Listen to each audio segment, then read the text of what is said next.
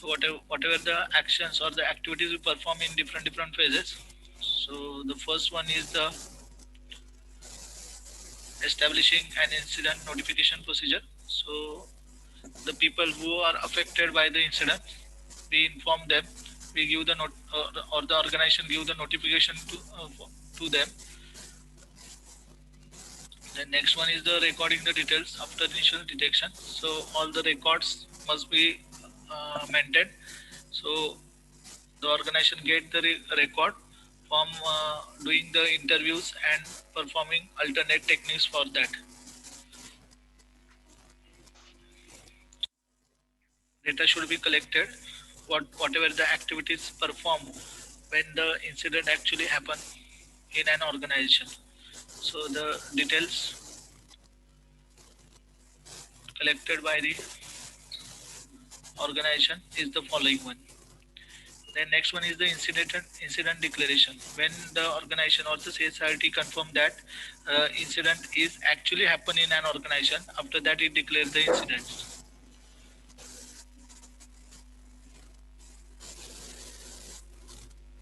Then next one is assembling CSRT that we have already discussed.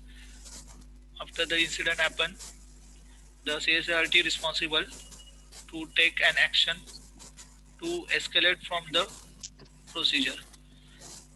They CSRT implement notification procedure, then assigning the team leader from the CSRT team, then other evidence collected. Then the next one is the conducting interview. Here's the technical team get information by collecting the team leader, team management, higher level management from an end user and collected all related information regarding this. Then organization or CSRT team finalize the response strategy.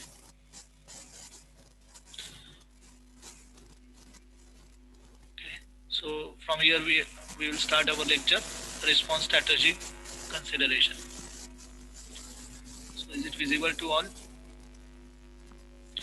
Response strategy consider everything you know about the incident, and response strategy changes over the time and the factor in the legal, political, technical and business influence that should be considered. So when the incident happen in an organization, the organization should take care of all these things. That means what it affects on its business, then for the time, then what the other people that are connected directly or indirectly to the organization, what the impact of them on an organization or on the incidents.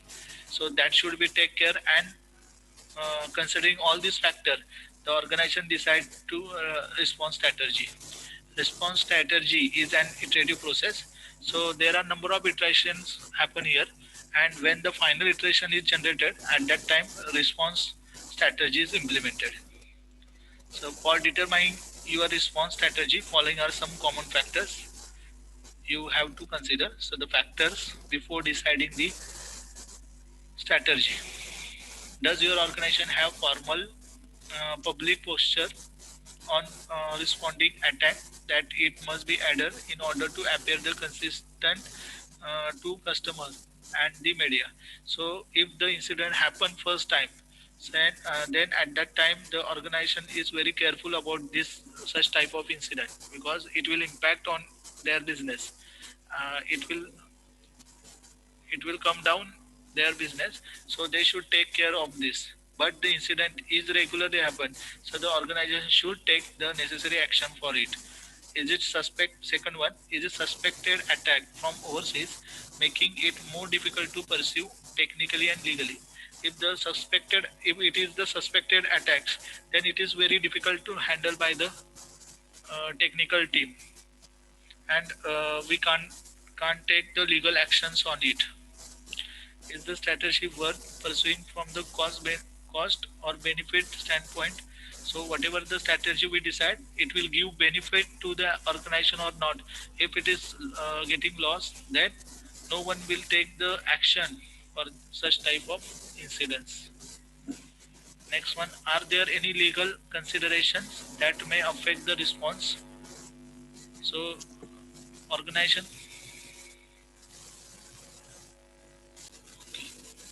So next one, if the strategy will benefit the organization, then only the strategy must be decided by an organization. Next one, can your risk public disclosure of the incident to clients or to the public? So whenever the incident happened and organization decide to take the legal action, it should be informed or notified by the public or the client. So the organization will take risk of that. If anyone, if any of client know about the incidents, then no one want to do business with that organization. So the company must take risk of it if they want to take any action regarding such type of incidents. Next one, how have you enforced same incident in the past? If the same incident happened before that, at that time, organization must recall what the steps they have taken to handle such type of incidents. Then next one is the what is the past record or work performance of the individual involved. So if the incident was happened before that, then the organization must have the record steps what the particular personnel took the action to handle such type of incident, and that the organization may be recalled. Then last one, will the investigation cost more than merely allowing the incident to continue? So it's organization decision. If the investigation cost, that means to find out the hackers or the attackers, is more than the actually incident, merely allowing the incident, then company should go with the incident instead of wasting their money on investigation. So these are the organization think before decide any strategy. So the flow is like that. First, we must have to confirm that whether the incident is happening in an organization or not. If it is, then we have to give the notification to the employees, to client, to all the stakeholders.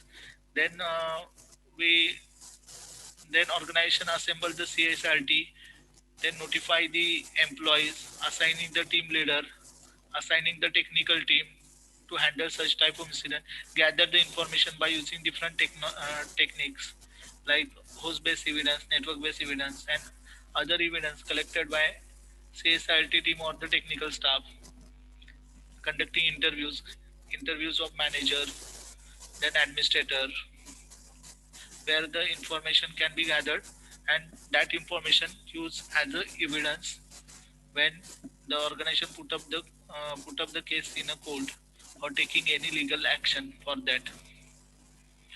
Then organization finally formulate the response strategy considering these points. Next one is the policy verification. In the initial assessment, first step taken is to determine the existing policy, the policy which address the two fundamental needs of the investigation, network monitoring and computer forensic examination of computer system, go to the got the highest priority. So before deciding any policy regarding the incidents, the organization check the previous policy regarding the incidents. But the two things the organization perform, that first one is the network monitoring and second one is the computer forensic examination. So these are the priority process that organization perform. Monitoring may be limited without appropriate policy or banners on system. It is also necessary to make sure that any existing acceptable use and consent to the monitoring policy apply to your situation. So next point is recover of erase and damaged data.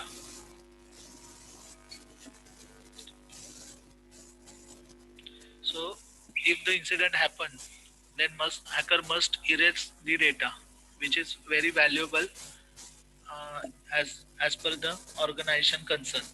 So that valuable data must recover by using forensic tool that erase that data may be erased or the damage.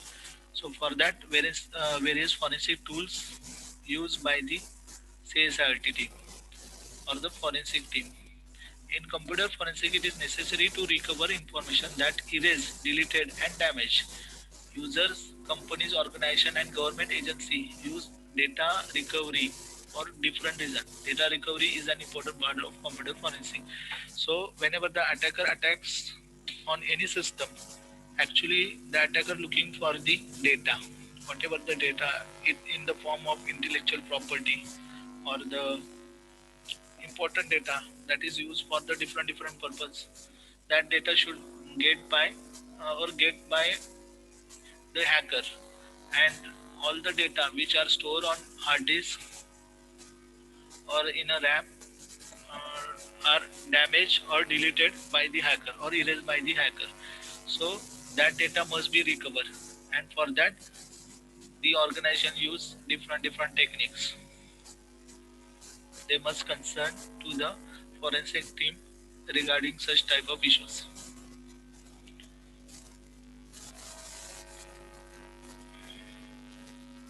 So there are many misconceptions related to the deleted or erased or damaged files. First one is the when data is removed from the system, the data is deleted or overwritten. But there are different techniques available to record the data, deleted data. So whenever we do not find the data on hard disk, that means it is not permanently deleted. It's stored on the hard disk, and we can recover that data. Deleting the file does not mean that the data goes permanently. Operating system simply remove the pointer of that file, but the data is still present there and new data can be written in this place. So whenever the particular file is deleted, the data stored in a particular hard disk and that data is linked to each other. But whenever we delete the file, the other data does not link it or cannot get that data back, cannot access that data. So the other data is overwrite on the particular place. On the magnetic media, data is recorded in the form of zeros and ones. When this data is overwritten, the disk detects only the new data, leaving only remnants of old data. Reading the remnant is time consuming and the old data would not be read correctly. This is very problematic and impossible to solve. So this is also one of the misconception. That means whenever as our data is in the form of 0 and 1, so it is difficult to read and write. So the to recover that data is a time consuming process, or it is impossible to solve. But this is not the thing. We can recover the data by using different uh, forensic tools. There are different reasons of different users behind the data recovery. First one is the end users. So the end users wanted to recover the files which they have deleted accidentally and the files that have been compromised due to hardware failure and malicious activity. Companies or organizations. Oh, sorry, malicious activity. So the end user maybe deleted its data by by due to hardware failure or some malicious activities performed on his system. The data get deleted. Then after the end user, there is a companies or organization. Companies wanted to recover the data from the ex-employee's computer or to recover the lost files due to hardware failure and compromise or lost due to network problem. So there are various reason reason to get the previous data by the company. For example, one of the ex-user or ex-employees uh, ex-employees secure their data by giving the password. So the organization cannot get that data. So whenever the organization want such type of data, they can use the forensic tools, or data may be lost due to the hardware failure or the any network issue. Then company wants to back their data. Then government agency wanted to recover the data from the ex-employee's computer or to recover the lost file or the hardware or network problem. Same like companies or organization. Then next one is the enforcement agencies. Law enforcement agency needs to recover evidence from suspect's computer, recover data from hard drive, and find out motive of crime. To find out the any co-conspirator and to support the forensic analysis of computer. So enforcement agency also want to get the data. Also they want to find out the crime and what is the motive of the crime. Also they want to find the suspect computer or any evidence they can get from the suspect computers. Next one is the techniques used to recover or erase damaged data. First one, carry out forensic analysis of computer, search for a single file type, attack encryption method, and use the existing image to restore the disk. So there are different ways using that we can recover data. First one is the forensic analysis. So the forensic analysis use the different tools to recover the data. Search for the single file type. So if we lost a file whose extension is docx, then we can find out or search that particular file with the extension docx. Then next one is the attack encryption method.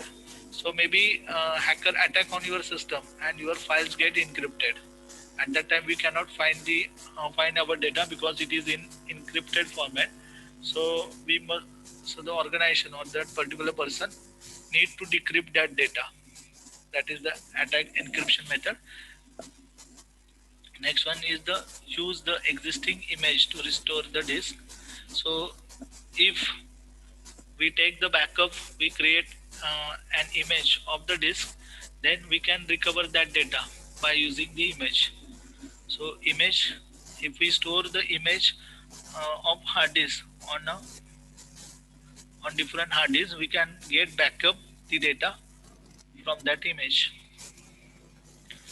Inspect data in RAM.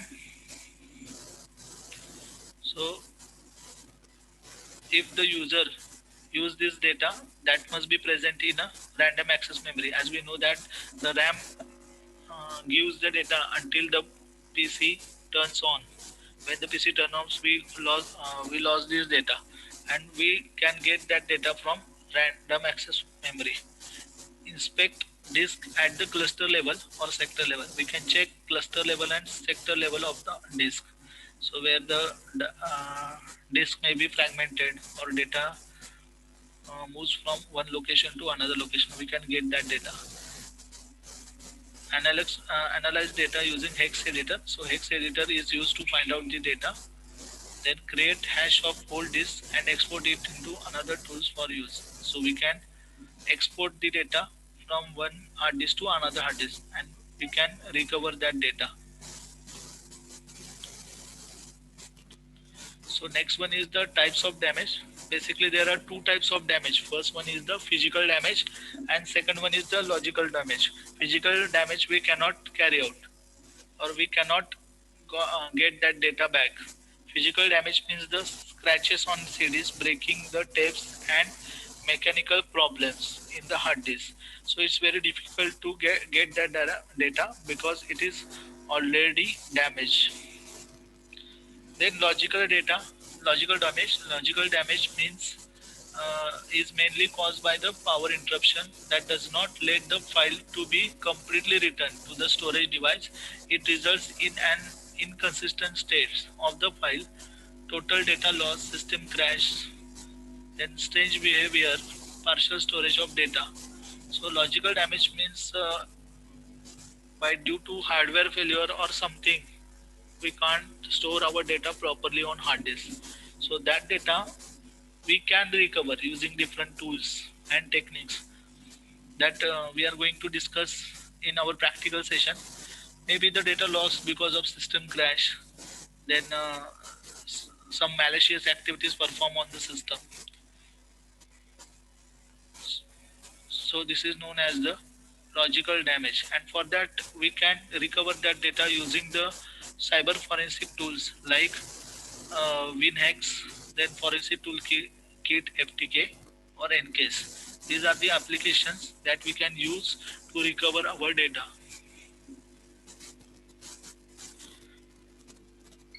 Recover. So here we end our session. We will cover recovering deleting files in next lecture. This point is very okay. Anyone have a doubt? Damini Damini काय doubt आहे का? नाही sir. Hemangi Hemangi मोहित प्रणाली Prathamesh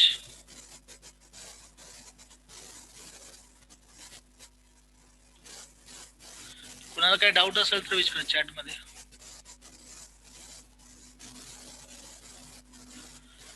okay theoretical subject आहे, सगळ्यांनी carefully read करा, points लक्षात ठेवा सगळे आणि कन्सेप्ट समजून घ्या. काय डाऊट असेल तर विचारा. ओके लवकरच आपण प्रॅक्टिकल स्टार्ट करणार आहोत आणि हे जेवढे प्रेझेंट आहेत त्यांनाच फक्त आपण प्रॅक्टिकली अलाउ करणार आहोत. आणि आता मी स्ट्रिक्ट ऍक्शन घेणार आहे, त्यांना जर्नल वगैरे पण चेक करणार नाही ना, प्रॅक्टिकलला त्यांना अलाउ करणार आता. आणि जोपर्यंत प्रॅक्टिकल परफॉर्म करत नाही तोपर्यंत प्रॅक्टिकल चेक पण नाही करणार. ओके इथं सेशन एंड करू आपण. काय डाऊट असेल तर विचारा तुम्ही, व्हॉट्सअपला पण कॉन्टॅक्ट केला तरी चालेल. थँक्यू.